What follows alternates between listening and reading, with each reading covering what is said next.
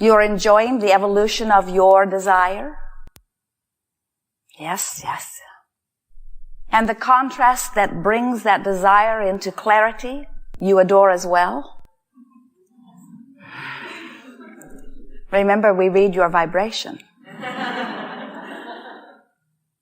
In fact, it is not necessary that you ever speak your desire, for your desire is always known. And your known desire, which you are continually amending, it's the nature of the time-space reality in which you are focused, as that continual desire is continually amended, Source continually recognizes and continually answers to perfection.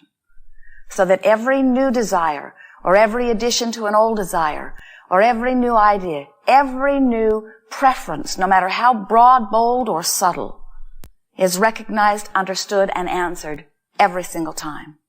And the love with which it is offered is beyond human description or comprehension. It is important that you be somewhere in the vibrational vicinity of your own desire. And when you are, evidence of things happening to help you, to satisfy you, to answer your request, come forth.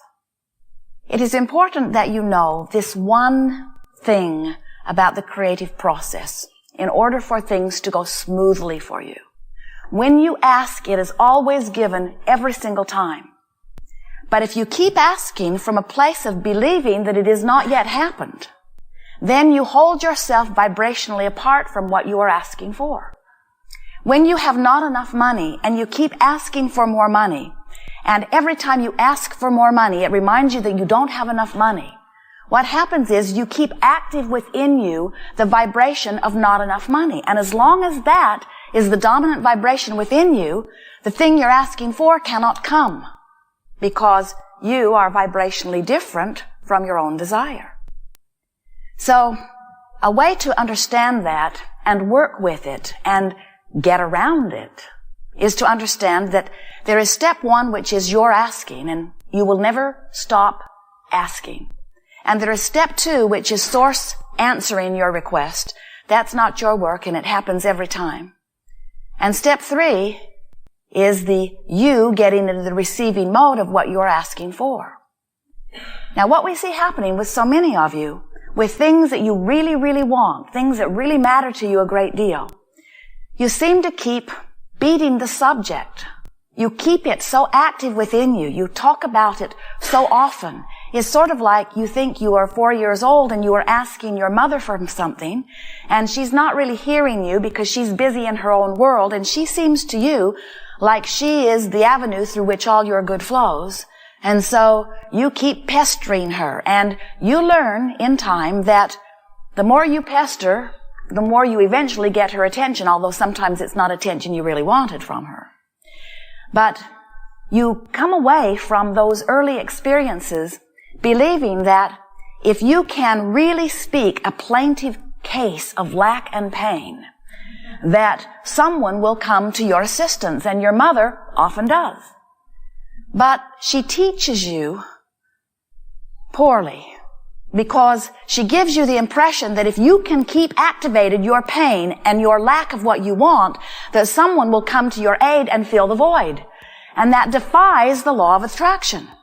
Nothing can fill that void, because vibrationally you are offering a signal, and it is only your signal that can ever be answered. So you've got to find some way of getting off the subject of not enough money if you want more money to come. And the easiest way we've ever seen that is to get in the mode of appreciating the money that is coming, or get into the mode of appreciating the lifestyle that you are living. Or, and this is hard for some to understand because it's so different from what you've been attempting, or you must get off that subject altogether and get on a subject that you are in the allowing mode about. So how do you know whether you're in the allowing mode or in the resisting mode of what you've been asking for? It's easy. The allowing mode feels like fun, feels like joy, feels like love, feels good. The resistant mode feels like tension, feels like hate, feels like anger, feels like frustration. You can tell whether you are in the allowing or resistant mode by the way you feel. Now, what is it that you are allowing or resisting? It is the fulfillment of the well-being that you are asking for. It is the fulfillment of the source that is really you. You are extensions of source energy. Here in this physical body, you are leading edge extensions. And while we speak of the physical human you and the inner being you or the non-physical you, really what we want for you is that you recognize that you are you. And the source that is you, just like the you that is you, just like the personality that you know is you is you. When you feel exhilarated, you are really letting you be you. When you are feeling love, you are letting you be you. You are full of you.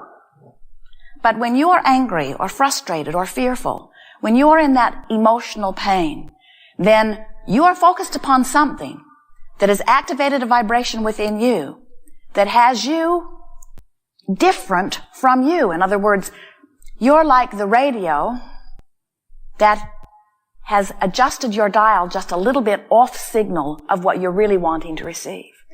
So when we talk about being in the allowing mode or being in the receiving mode, we're always talking about being in the mode of letting the well-being that is really you, the clarity that is really you, the energy that is really you, the knowing that is really you, the wellness that is really you, the abundance that is really you, be manifested right here, right now, where you are.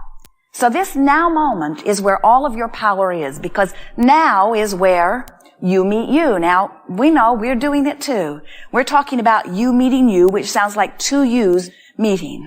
And what we're really wanting you to feel is the combination of you expressing in this time-space reality. So how can you tell what you're doing in this important juncture where the source that is you meets the idea that you are focusing upon in this moment? In your moment of love or in your moment of joy, you are using this now moment in a very powerful way.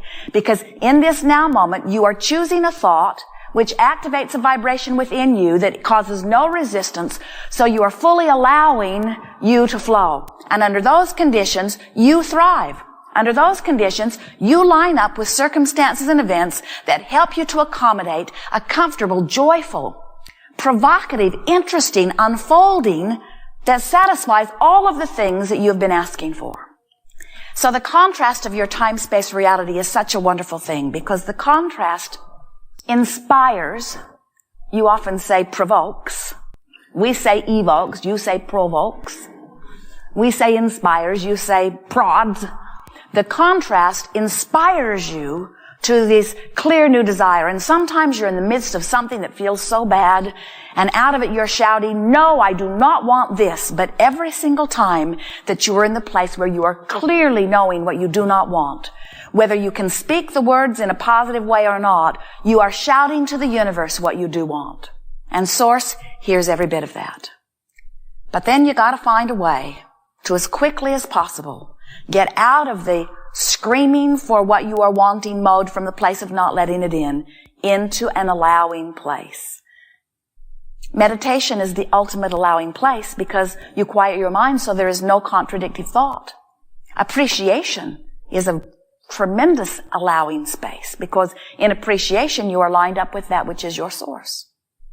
As we're moving forward here today, we'll talk about all kinds of different things that you might do to get more into the allowing mode.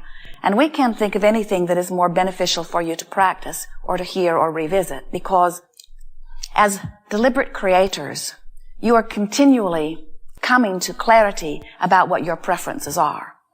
But quite often, you are not a vibrational match to the very preferences that you have preferred. So that's why we are calling this gathering the art of allowing, because that is really where your emphasis is. Your emphasis is upon bringing yourself vibrationally into compliance with your own desires. As you made the decision to come forth into this creative environment, you knew that there would be a tremendous amount of variety. You never expected everything to be all finished in some state of perfection, because you understood when you made the decision to come forth, and from your broader non-physical perspective, you understand that there is no ending to anything. You understand that there is only expansion, that this is a universe that never ceases to expand. And so, as you came forth into this environment, you knew that the variety would be tremendous, and you knew that from that variety, you could choose those things, line up with them, and then they would be your experience. And you never once said, I'll wait until that mess gets cleaned up before I come forth. You never once said, I need everything to be just the way I like it before I come forth, even though that's the way many physical humans behave today. Many of you say, I cannot feel good under these conditions because these conditions keep me from feeling good. And we say, you have forgotten about your point of focus. You have forgotten that you can look anywhere in your time-space reality, and whatever you give your attention to activates a vibration within you. That's a really key thing to focus upon. Whatever you are giving your attention to activates the same vibration within you. And when you activate a vibration within you, that becomes your point of attraction. It becomes your point of allowing. So, when you think about the subject of money or dollars, does it feel like fun and adventure to you? Or does it feel like worry and struggle? You can tell right away which way you lean. When you think about your dominant relationship, does it feel life-giving? Does it feel full and expansive? Does it feel good to you? Or does your dominant relationship feel like struggle or bondage?